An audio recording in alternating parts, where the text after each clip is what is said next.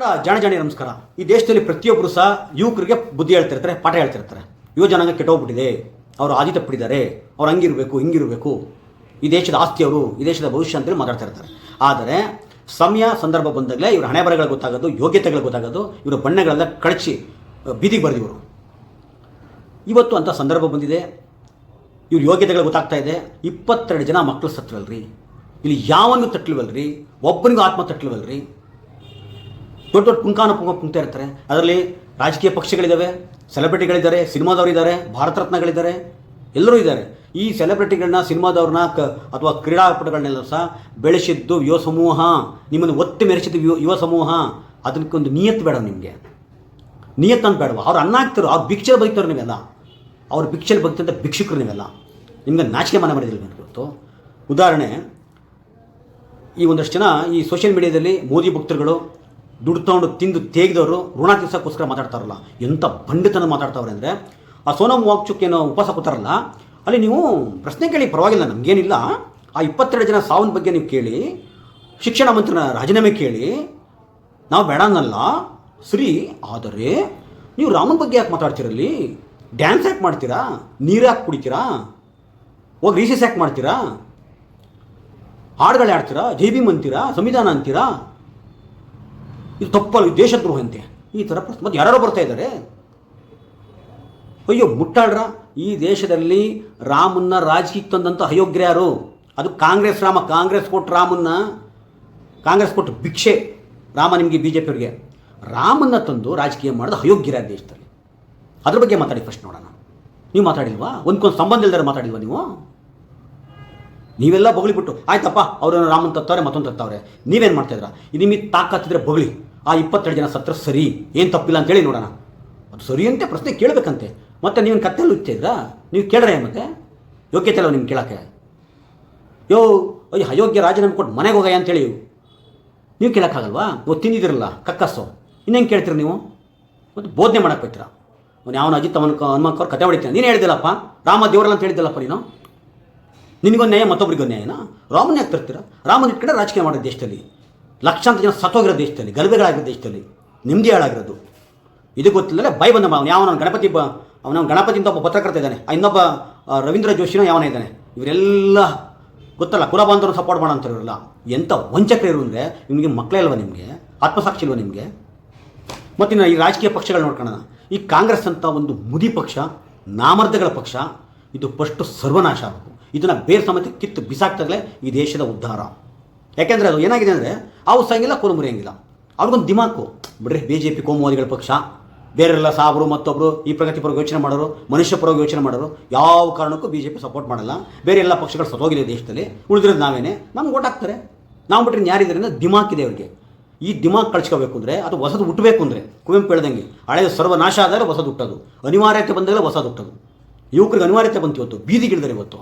ಹಂಗೆ ಈ ಕಾಂಗ್ರೆಸ್ಸು ಸರ್ವನಾಶ ಆದಾಗ ಒಂದು ಅನಿವಾರ್ಯತೆ ಬರುತ್ತೆ, ಒಂದು ಹೊಸದು ಹುಟ್ಟುತ್ತೆ. ಅಲ್ಲಿವರೆಗಿದು ಅವು ಸಾಯಂಗಿಲ್ಲ, ಕೋಲು ಬರೋಂಗಿಲ್ಲ. ಅದಕ್ಕೆ ಗಾಂಧಿ ನೆಹರು ಹೆಸರು ಹೇಳ್ಕೊಂಡು ಇದುವರೆಗೂ ಆಡಳಿತ ಮಾಡ್ತಾರೆ ನಾಮರ್ದಗಳ್ರಿ ನೀವೆಲ್ಲ ಕಾಂಗ್ರೆಸ್ ಅವರು. ಇನ್ನೊಂದಿದೆ BSP ಅಂತ ಹೇಳ್ಬಿಟ್ಟು, ಆ ಸತ್ತೇ ಹೋಗಿದೆ ಇವತ್ತು. ಯಾಕೆ ಮೇಡಮ್, ಧ್ವನಿ ಇಲ್ವಾ ನಿಮಗೆ? ನೀವು ತಿಂದ್ಬಿಟ್ಟು ತಗಲಾಕೊಂಡಿದ್ರ ಸಂಘಿಗಳ ಕೈಲಿ? ಒಂದು ನೀವು ತಗಲಾಕೊಂಡಿದ್ರಾ? ಇಲ್ಲ ಯಾವ ಕಾರಣಕ್ಕೆ ಮಾತಾಡಲ್ಲ ನೀವು? ಇದೇ ಉತ್ತರ ಪ್ರದೇಶದಲ್ಲಿ ರಾಮ ನಿಮ್ಮದೇ ಜಿಲ್ಲೆ ರಾಜ್ಯದಲ್ಲಿರೋದು 16,000 ಕೋಟಿ ಹಗರಣ ಅಂತ ಹೇಳ್ತಾರೆ. ಲೂಟಿ ಹೊಡೆದಿದ್ದಾರೆ, ಅದರ ರಕ್ತ ಹರಿಸಿದ್ದಾರೆ. ಒಂದು ಉಸಿರು ಬಿಡೋಕ್ಕಾಗಲ್ಲ ನಿಮಗೆ. 22 ಜನ ಮಕ್ಕಳು ಸತ್ತಿದ್ದಾರೆ. ಯಾವ ಪುರುಷಾರ್ಥಕ್ಕೆ ನಿಮ್ಮ ಪಕ್ಷ? ಮತ್ತೆ ಯಾಕೆ ಬೆಂಬಲಿಸ್ಬೇಕು ನಿಮ್ಮನ್ನು? ಒಂದು ಶಕ್ತಿ ಇಲ್ಲ ನೀವು. ಇಲ್ಲ ನೀವು ತಿಂದಿದ್ದೀರ, ನೀವು ತಿಂದುಬಿಟ್ಟು ತಗಲಾಕೊಂಡಿರೋ ಕೈಗೆ, ಅದಕ್ಕೆ ಉಸಿರು ಬಿಡ್ತಾಯಿಲ್ಲ ನೀವು. ಇನ್ನು ಸಮರ್ಥನೆ ಮಾಡ್ಕೊಂಡು ಕೆಟ್ಟ ಕಮೆಂಟ್ ಹಾಕ್ಬರ್ಬೇಡಿ. ಪೂಟುಕೋಸಿನ ಅದರಲ್ಲ ನಾನು ಕೇರೆ ಮಾಡೋದು ನಿಮಗೆಲ್ಲ. ನಾನು ಎಲ್ಲರಿಗೂ ಹೇಳದೆ, ಯಾವನು ಬೇಕಾರೋ ಆಗಿರ್ಲಕ್ಕೆ. ಮತ್ತು JDS ಬಿಡಿ, ಅದಿಲ್ಲವ ಸತ್ತೋಯ್ತದು, ಹೋಯ್ತದು. ಅದು ಆಪೋಷಣ ತಗೊಂಡ್ಬಿಡ್ತು. ಇಡೀ ಜನವರ ಹಾಕಿ ನೇಣು ಹಾಕ್ಬಿಟ್ರೆ ಅದನ್ನ ಪಕ್ಷನ. ಒಬ್ಬ ಮಾಜಿ ಪ್ರಧಾನಮಂತ್ರಿ ಇದ್ದಂಥ ಪಕ್ಷವನ್ನು ನೇಣು ಹಾಕಿರೋದಕ್ಕೆ ಮುಗಿತದ್ರ ಕತೆ. ಇನ್ನು ಹಲವಾರು ಪಕ್ಷಗಳ ಕತೆ ಹಂಗೆ ಆಗೋಯ್ತು. ಮತ್ತು ನಮ್ಮ ಸಾಂಸ್ಕೃತಿಕ ಸಿನಿಮಾ ಲೋಕ ನೋಡೋಣ. ಆಹಾ, ಏನು ಮಹಾನ್ ಭಾವಗಳು. ಮೊನ್ನೆ ಒಂದು ಲ್ಯಾಂಡ್ ಲಾರ್ಡ್ ಅಂತ ಸಿನಿಮಾ ಬಂತು, ದುನಿಯಾ ವಿಜಯ್. ನಾವೆಲ್ಲ ನೋಡಿದ್ವಿ, ಸಪೋರ್ಟ್ ಮಾಡಿದ್ವಿ. ದುಡ್ಡಂತೂ ಆಗಿಲ್ಲ ಬಿಡಿ ಪಿಕ್ಚರ್ಗೆ, ಅದು ಬೇರೆ ಪ್ರಶ್ನೆ.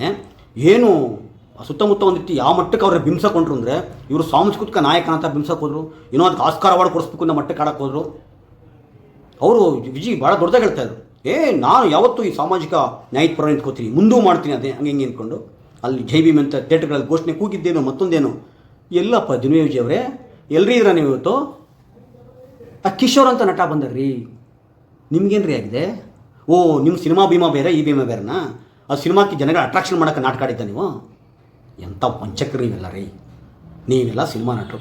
ನಿಮ್ಮನ್ನೆಲ್ಲ ಬೆಳೆಸೋದು ಯುವಕರು ಮರಿಬೇಡಿ, ಅವ್ರು ಭಿಕ್ಷೆ ಬದುಕ್ತಾ ಇದ್ದಾರೆ ನೀವು. ಮತ್ತು ಇನ್ನೊಬ್ಬ ನಮ್ಮ ಭಯಂಕರ ಸ್ಟೇಜ್ ಏನದು ರಾಕಿಂಗ್ ಸ್ಟಾರ್ ಯಶ್ ಇಂಟರ್ನ್ಯಾಷನಲ್ ಕನ್ನಡವನ್ನು ಅಂತಾರಾಷ್ಟ್ರೀಯ ಮಟ್ಟದಲ್ಲಿ ಮೆರೆಸ್ತಾವ್ರಂತೆ. ಆಯಾ ಭಾಷೆಯಲ್ಲಿ ಪಿಕ್ಚರ್ ಮಾಡೋದು, ಇನ್ನು ಕನ್ನಡ ಅಂತ ಇಡೀ ಇಂಟರ್ನ್ಯಾಷನಲ್ ಲೆವೆಲ್ ರಿಲೀಸ್ ಮಾಡ್ತಾ ಇಲ್ಲ. ಒಂದ್ಸಲ ಹೇಳಿದ್ರು ಏನೋ ಯಶೋ ಮಾರ್ಗ ಅಂತ ಮಾಡ್ಕೊಂಡು ನಾನು ಜನಗಳಿಗೆ ಹೆಲ್ಪ್ ಮಾಡ್ತೀನಿ ಅಂತೇಳಿ. ಒಂದ್ಸಲ ಯಾವುದೋ ಒಂದು ಟಿ ವಿ ಸಂಪಾದನೆ ಜೊತೆ ಕಿರಿಕ್ ಮಾಡ್ಕೊಂಡು ನಾನು ಮನಸ್ಸು ಮಾಡಿದ್ರೆ ಮುಖ್ಯಮಂತ್ರಿ ಆಗ್ಬಿಡ್ತೀನಿ ಅಂತ ಹೇಳ್ಕೊಂಡು ಈ ಡೈಲಾಗ್ ಹೊಡಿತಿದ್ರಲ್ಲ, ಎಲ್ರಿ ಇವತ್ತು ಯಶ್ ಅವರೇ, ಎಲ್ರಿ ಇದ್ರೆ ಒಂದು ಬಾಯ್ ಬಿಡೋಕ್ಕಾಗ್ತಾ ಇಲ್ವಾ? ಯುವಕರಿಗೆ ಸತ್ತೋಗ್ರಿ 22 ಜನ, ನಿಮ್ಮ ಹಣೆ ಬರೋಕ್ಕೆ ಒಂದು ಮಾತಾಡೋಕ್ಕಾಗ್ತಾ ಇಲ್ವಾ? ಇವತ್ತು ರಿಲೀಸ್ ಮಾಡಿದ್ರೆ ಯಾವುದೋ ಹಾಡು ಒಳ್ಳೆ ಸೆಕ್ಸ್ ಪಿಕ್ಚರ್ ಇದ್ದಂಗಿದೆ ಅದು. ಯುವಕರನ್ನ ದಾರಿ ತಪ್ಪಿಸೋ ಇದು ನಿಮ್ಮಂಥವ್ರು, ನಿಮ್ಮಂಥ ಭಯಂಕರ ಸ್ಟಾರ್ಗಳು. ನಾಚಿಕೆ ಆಗ್ಬೇಕು ನಿಮ್ಗಳಿಗೆಲ್ಲ. ಇನ್ನೊಬ್ರು ಇದ್ದಾರೆ ನಮ್ಮ ಸುದೀಪ್, ಭಯಂಕರ ಸ್ಟಾರ್, ರಿಯಾಲಿಟಿ ಶೋಗಳು ಮಾಡ್ತಾರೆ, ಹೇಳ್ತಾರೆ ಬಿಗ್ ಬಾಸ್ ಏನು ಗೊತ್ತೇನ್ರಿ, ರಿಯಾಲಿಟಿ ಶೋಗಳು ಅಪ್ಪ ಅಂತೆ ಕಟ್ಕೊಂಡು ಏನು ಮಾಡೋಣ, ಉಪ್ಪಿನಕಾಯಿ ನೆಕ್ಕಬೇಕಷ್ಟೇ ಅದನ್ನ ಅಪ್ಪನ ತೊಗೊಂಡು. ಅದೇ ನೀವೆಲ್ಲ ಓದ್ತಿರಲ್ಲ, ಯಾರೋ ಸಿನಿಮಾ ನಟ ಅವ್ನು ವೈಯಕ್ತಿಕವಾಗಿ ಇಷ್ಟ ಅಂತ ಪ್ರಚಾರ ಮಾಡೋದು, ಅವ್ನು ಇನ್ಯಾರನ್ನೋ ಒಬ್ಬ ಮಾಜಿ ಮುಖ್ಯಮಂತ್ರಿನ ಮಾಮ್ಯಾನ್ ಕರೆಯೋದು, ಇನ್ಯಾರದೋ ಮಾಜಿ ಮುಖ್ಯಮಂತ್ರಿನ ಊಟ ಕುತ್ಕೊಳೋದು ನಂಟಿದೆಯಲ್ಲ ನಿಮ್ಮ ಈ ಬಿಗ್ ಬಾಸ್. ಈಗ ನೋಡಿ ಮೊನ್ನೆ ಐ ಪಿ ಎಲ್ ಗುಂಗು ಯುವಕರೆಲ್ಲ ಬಿದ್ದರು ಅದಕ್ಕೆ. ನೆಕ್ಸ್ಟ್ ಬಂತು ಬಿಗ್ ಬಾಸ್. ಏನು ರೀ ಪ್ರಯೋಜನ? ಯಾವ ಚರ್ಚೆ ಮಾಡ್ತೀರಪ್ಪ ಅಲ್ಲಿ? ಒಳ್ಳೆ ಕಾಕ್ ಕಳದಂಗೆ ಆಡ್ತಾರಲ್ಲ ಒಂದಷ್ಟು ಜನ ಅಲ್ಲಿ. ಅದನ್ನು ಔಟ್ಪುಟ್ ಏನು ಬಂತಲ್ಲ, ಅಲ್ಲಿ ಹೊರಗಡೆ ಬಂದ್ರಲ್ಲ ತುಂಬ ಜನ. ಏನು ಸಮಾಜಕ್ಕೆ ಕೊಡುಗೆ ಅವ್ರದ್ದೆಲ್ಲ? ದುಡ್ಡು ಕೊಟ್ಟರೆ ಪ್ರಮೋಷನ್ ಮಾಡೋದು, ಹೌದು ತಾನೆ? ಪ್ರಾಮಾಣಿಕವಾಗಿ ಹೇಳಿ, ದುಡ್ಡು ಕೊಟ್ಟರೆ ಪ್ರಮೋಷನ್ ಮಾಡ್ತೀರಾ ಬಿಟ್ಟರೆ ಬೇರೆ ಏನಿದೆ ನಿಮ್ಮ ಕತೆ? ನಿಮ್ಮನ್ನು ಎತ್ತಿ ಮೆರೆಸಿದ್ರಲ್ಲ ಯುವಕರು ತಾನೆ, ರೋಡ್ಗೇನೋ ನಿಮ್ಮ ಫ್ಲೆಕ್ಸ್ಗಳು ಹಾಕೊಂಡಿದ್ದೇನೋ, ನಿಮ್ಮ ಜೈಕಾರಕ್ಕೆ ಹೋಗಿದ್ದೇನೋ, ನಿಮ್ಮ ಓಟ್ಗಳು ಹಾಕಿದ್ದೇನೋ, ಅಲ್ಲ ಮಾಡಿದ್ದೇನೆ ನೀವು ಅಲ್ಲಿ. ಅವ್ನು ಮೊಟ್ಟೆ ತಿಂದ, ಇವ್ನು ಮೊಸರು ತಿಂದ, ಇವನೇನೋ ಮಲ್ಕೊಂಬಿಟ್ಟ, ಇವನೇನು ಹಂಗಂದುಬಿಟ್ಟ. ಇದಕ್ಕೊಂದು ಪಂಚಾಯಿತಿ ಬೇರೆ, ದೊಡ್ಡ ಏನೋ ಒಂದು ಕನ್ನಡ ಉದ್ಧಾರ ಮಾಡಿಬಿಡ್ತೀನಿ ಅಂತಾರ. ಇಡೀ ಯುವಕರು ನಿಮ್ಮಂತರ ಸಪೋರ್ಟ್ ಮಾಡಿದ್ದು. ಸುದೀಪ್ ಅವ್ರು ನಿಮ್ಮ ಮಗಳಿಗೆ ಯಾವನ ಏನೋ ಅಂದ ಅಂತ ಹೇಳ್ಬಿಟ್ಟು ರೇಗಿಸ್ತಾ ಅಂತ ಹೇಳ್ಬಿಟ್ಟು, ದಪ್ಪ ಇದ್ದಾಳೆ ಅಥವಾ ಏನೋ ಕೆಟ್ಟ ಆಡಾಳೆ ಅಂತ ಹೇಳ್ಬಿಟ್ಟು ಎಷ್ಟು ಕೋಪ ಬಂದ್ಬಿಡ್ತು ನಿಮಗೆ. ಏನೆಲ್ಲ ಮಾತಾಡಿದ್ರಿ? ಇವ್ರ ಮಕ್ಕಳಲ್ವಾ? 22 ಜನ ಮಕ್ಕಳಲ್ವಾ ಸರ್? ಆತ್ಮಸಾಕ್ಷಿ ಬೇಡ ನಿಮಗೆಲ್ಲ? ಈ ಮಟ್ಟಕ್ಕೆ ಆತ್ಮದ್ರೋಹದ ಕೆಲಸಕ್ಕೆ ಹಿಡಿಬಾರ್ದು ನೀವೆಲ್ಲ, ಆತ್ಮ ವಂಚನೆ ಮಾಡ್ಕೊಬಾರ್ದು ನೀವೆಲ್ಲ. ಇವತ್ತು ಈ ಪುರುಷಾರ್ಥಿಕ ಹುಡುಗರೆಲ್ಲ ಹೋಗಿ ಇವ್ರನ್ನೆಲ್ಲ ಸ್ಟಾರ್ಗಿರಿ ಕಟ್ಟೋದು, ಕಟೌಟ್ ಕಟ್ಟೋದು, ಗಲಾಟೆ ಮಾಡ್ಕೊಳೋದು, ಇನ್ನೊಬ್ಬರ ಬಗ್ಗೆ ಕಿತಾಪತಿ ಮಾಡ್ಕೊಳೋದು, ಯಾವ ಪುರುಷಾರ್ಥಕ್ಕೆ ಇದಕ್ಕೆ? ಇನ್ನು ಬಿಡಿ, ಉಪೇಂದ್ರರ ಬಗ್ಗೆ ಮಾತಾಡೋಂಗಿಲ್ಲ. ಆ ಮನುಷ್ಯನ ಯಾವುದು ಪ್ರಶ್ನೆ ಮಾಡೋದು, ಏನೂ ಮಾಡೋದ. ಯಾವನೊಬ್ಬ ಹಿಂದಿನ ಸಿನಿಮಾ ನಟ ಹೇಳ್ದಾನೆ ಇಲ್ಲಿ ಅಸಹಿಷ್ಣುತೆ ಇದೆ ಅಂತ, ಅಲ್ಲಿ ಪಟ್ಟಂತ ಪ್ರತಿಕ್ರಿಯೆ ಕೊಡ್ತಾರೆ. ನಾನು ನಿಮ್ಮ ಬಗ್ಗೆ ಭಾಳ ಅಭಿಮಾನ ಇಟ್ಕೊಂಡಿದ್ದೆ, ನೀವು ಈ ಥರ ಹೇಳ್ತಾ ಇದ್ದೀರಾ, ಇವತ್ತಿಂದ ಭಾಳ ಬೇಸರ ಆಗಿದೆ ಅಂತ. ಈ ದೇಶದ ಬಗ್ಗೆ ಒಂದು ಅಸಹಿಷ್ಣುತೆ ಹೇಳಿದ ತಕ್ಷಣ ನಿಮಗೆ ಕೋಪ ಬಂದ್ಬಿಡ್ತು. ಇಲ್ಲಿ ಯುವಕರು ಸಾಯ್ತಾವ್ರಿ, ಮತ್ತೇನು ರೀ ಮಾಡ್ತೀರ ನೀವು? ಯಾವ ಪುರುಷಾರ್ಥಕ್ಕೆ? ಇನ್ನು ಅದು ಯಾರ ಕ್ರಿಕೆಟ್ ದೇವ್ರಂತೆ, ಕ್ರಿಕೆಟ್ ದೇವ್ರು ಬೇರೆ. ಆ ದೇವ್ರಿಗೆ ಉಸಿರಾಡುತ್ತಾನೆ, ದೇವ್ರು ಕೂಡ ತಿನ್ನುತ್ತಾನೆ. ನಿಮ್ಮ ಕ್ರಿಕೆಟನ್ನು ಇವತ್ತು ಇಡೀ ಜಗತ್ತಲ್ಲಿ ಭಾರತೀಯ ಕ್ರಿಕೆಟ್ ಶ್ರೀಮಂತವಾಗಿದೆ. ಕಾರಣ ಇಲ್ಲೇ ಯುವಕರು ಹುಚ್ಚೆದ್ದು ನೋಡಿದರು. ನಿಮ್ಮನ್ನು ಭಾರತ ರತ್ನ ಕೊಟ್ಟರು, ಮೆರೆಸಿದ್ರು.